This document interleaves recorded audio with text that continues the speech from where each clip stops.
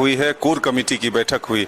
झारखंड में जो राजनीतिक हलचल चल रही है, इस बीच इस बैठक का महत्वपूर्ण एक तरह से माना जा रहा है, क्या कहेंगे इस पर? अभी हम लोगों की बैठक है, चूंकि 23 तारीख को अपना एक कार्यक्रम है, इस सरकार के खिलाफ एक जनाक्रोश रैली युवा मोर्चा के तत्वाधान में आयोजित है और उसमें लाखों लोग जुटने वाले हैं। तो उस बैठक की तैयारी की समीक्षा करने के लिए कितनी दूर बैठक हुई है, ये सरकार को उखाड़ फेंकना है, युवाओं का आक्रोश है, आक्रोश को नेतृत्व देना है, इसको लेकर के बैठक हुई है। और आने वाले समय में हमारा 25 तारीख को मन की बात कार्यक्रम है, जिसमें हमारी योजना है कि हम सारे बूथों में इसको करें।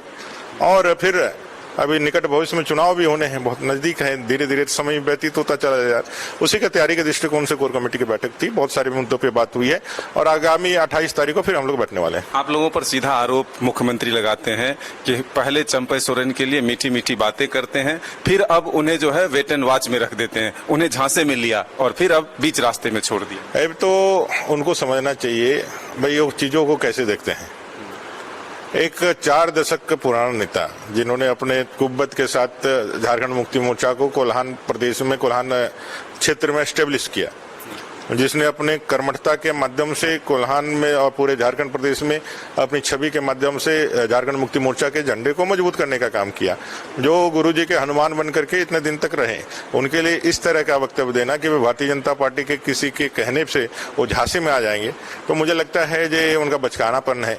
उनका जो ये जो कमेंट है वो बहुत हल्का कमेंट है, वो चीजों की गंभीरता को डायलूट करने का प्रयास कर रहे हैं और अपने भीतर के डर को उपहास में उड़ाने की एक चेष्टा मात्र कर रहे हैं। बीजेपी में उनका स्वागत होगा? देखिए, मेरा ये कहना है कि हम लोगों ने भारतीय जनता पार्टी आज यहाँ से शून्य से शिखर तक पहुंची है, तो इसमें जो भी हमारे सिद्धांत, हमारे नीति, हमारे राष्ट्रवाद के परम लक्ष्य को प्राप्त करने और भारत प्रथम के भाव के साथ जो भी हमारे इस दल में आए हैं, कहीं से भी आए हैं, तो हम लोगों ने उनका स्वागत किया है। जो हमारी विचारधारा है, हमारे जो सिद्धांत है, उसको लेकर के जो आगे बढ़ने वाले हैं, उनका हमेशा हमारा स्वागत है। एक और उन्होंने ट्वीट किया था कि बीजेपी में कई पूर्व मुख्यमंत्री हैं, तो लगता है 1-2 मुख्यमंत्री को और यहां से राज्यपाल बनाकर हटाया जाएगा। इससे ज्यादा सौभाग्य का विषय क्या हो सकता है कि भाई भारतीय जनता पार्टी में कोई भी मुख्यमंत्री हो सकता है।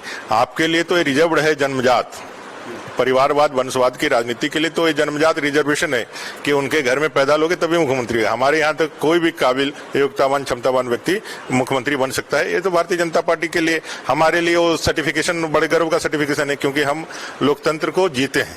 आज की बैठक में चंपई सोरेन को लेकर कोई चर्चा? अभी तक हम लोगों को लगता है कि जब तक ऑफिशियली कुछ नहीं आ जाएगा तब तक हम लोगों को चर्चा करने की जरूरत अभी नहीं है।